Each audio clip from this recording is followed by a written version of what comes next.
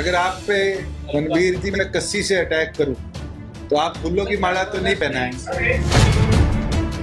Union leader जो 40 है वो अधिकतम तो पंजाब के और यूपी के, जाम हरियाणा क्यों हो रहा है? जिस तरह का एक्शन वहां दूसरी ओर से भी दिखा है कि आप उसको सपोर्ट करते हैं कि कस्सी से लेकर अटैक किया जा रहा है। मैं तो दुखी जरूर हूं, कल का बहुत दुखी हूं, मगर मैं पूछना तो आपके माध्यम से भी चाहता हूं 40 लीडर्स है कहां? 2018 बैच के एक IAS अफसर का वीडियो वायरल हुआ है और मैं तो इतना बोलना चाहूंगा कि जो बातें कही गई है और बाद में भी शायद कोई क्लैरिफिकेशन आई कि 2 दिन से नहीं सो पाए, वो शायद ये नहीं जानते कि किसान भी 365 दिन में से 200 रातें नहीं सोता और उसके लिए इस तरह की शब्दावली का इस्तेमाल एक IAS अफसर का करना निंदनीय है। और मुझे लगता है कि जब उनको सिखाया जाता है, पढ़ाया जाता है, तब भी उनकी ट्रेनिंग का एक बड़ा अहम हिस्सा है जिसके अंदर उनको इंटीग्रिटी और अपने एक्शंस को बैलेंस करने के लिए किया जाता है। जरूर कार्रवाई होगी और जो बात कही गई है उसका जवाब भी देने का काम। पिछली बार जो घटना था उसी तरह का कुरुक्षेत्र में घटा था तो आपने उसको इंटरेस्ट लिया था, जो सबसे बात की उस पर कार्रवाई करी। इस बार आपने क्या कहा? देखिए, जिस तरह का एक्शन वहां दूसरी ओर से भी दिखा है कि आप उसको सपोर्ट करते हैं कि कस्सी से लेकर अटैक किया जा रहा है। मैं तो ये पूछना चाहता हूं जी, जब नई मंडियां बन रही है, MSP पे फसल खरीदी जा रही है, किसी की जमीन को कोई भी आज के दिन किसी भी कंपनी ने कब्जा करने का काम नहीं किया, तो आज विषय क्या बचा है?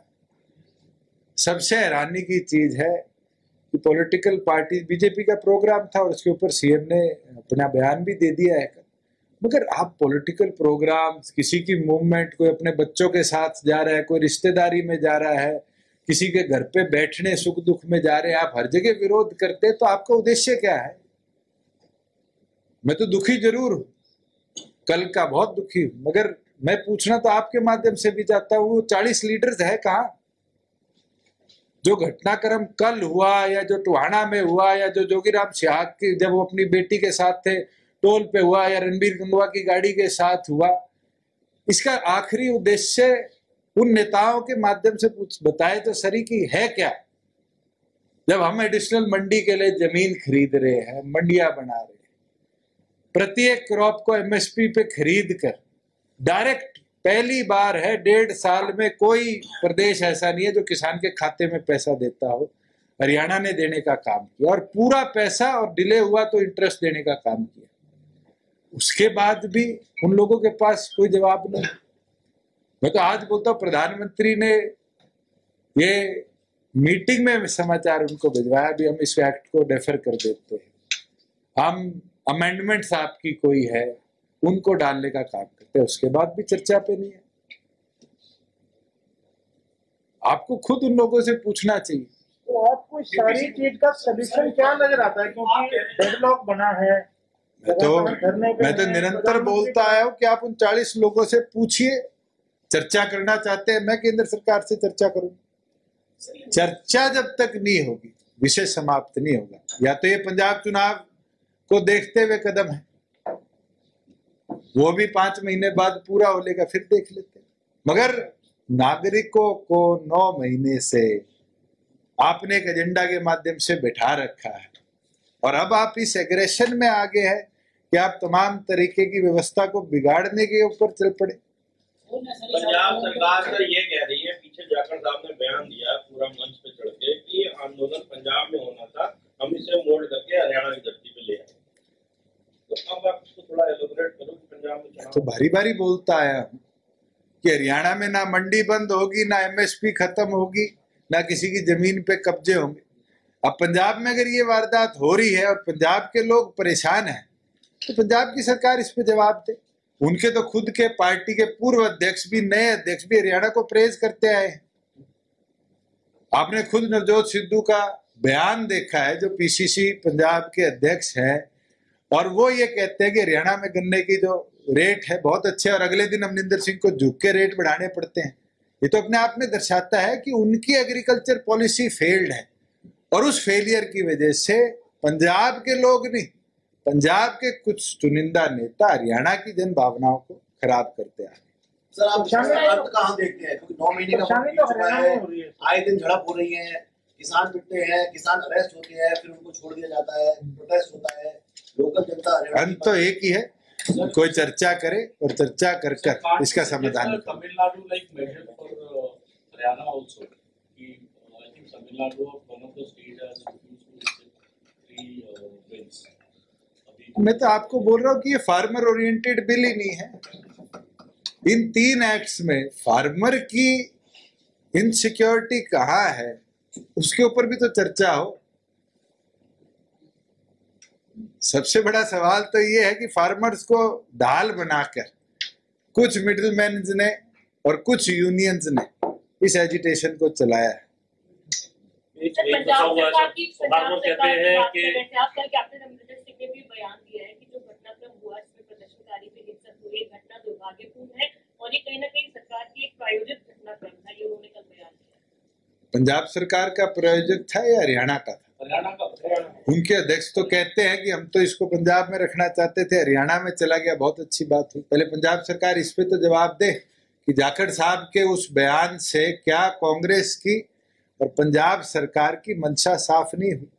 और मैं तो हैरान हूं कि कल वाले घटनाक्रम के बाद ऐसे ऐसे कांग्रेसी हरियाणा के नेता सोशल मीडिया के माध्यम से एक्टिव हो गए जिनको शायद प्रदेश की जनता ने विधानसभा चुनाव के बाद देखा ही ना। ऐसे लोग हैं जो इस एजिटेशन के अंदर जाकर आग लगाकर वापिस आके अपने घरों में बैठते हैं। कौन सा कांग्रेस का ऐसा नेता है जिसने डे 1 से लेकर आज तक 9 महीने फार्मर्स के साथ उन टेंटों में गुजारने का काम किया? ये तो वो लोग हैं जो सुबह जाते हैं, फोटो कराते हैं और फिर 2 महीने 3 महीने बाद एक घटना पर बयान दे देते हैं। घटना हुई थी उसमें एक किसान की मौत हुई है, धनौरा किसान था, उसकी देर रात हार्ट अटैक आने से मौत हुई। देखिए, हार्ट अटैक आने से उसकी चोट भी लगी थी, लाठीचार्ज के दौरान वो घायल भी हुआ देर रात उसकी मौत हुई। और अभी मुकदमे की सुनवाई पूरे हरियाणा में दर्ज हो रही है कल के इंसिडेंट्स के अंदर। कल जहाँ तोड़फोड़ हुई है, जहाँ कहीं व्यवस्था को बिगाड़ने का काम किया, पुलिस का काम है, पुलिस उस पर कार्रवाई करेगी। और मेरे ख्याल से एडीजी लॉ एंड ऑर्डर ने कल बड़े ब्रीफली अपनी बात को आपके बीच में रखा है। पर आप सर उनकी बात सर इस मामले की जांच नहीं की गई है, एक करना पड़ा। The word was mild use of force. अगर आप पे मनवीर जी मैं कस्सी से अटैक करूं तो आप फूलों की माला तो नहीं पहनाएंगे।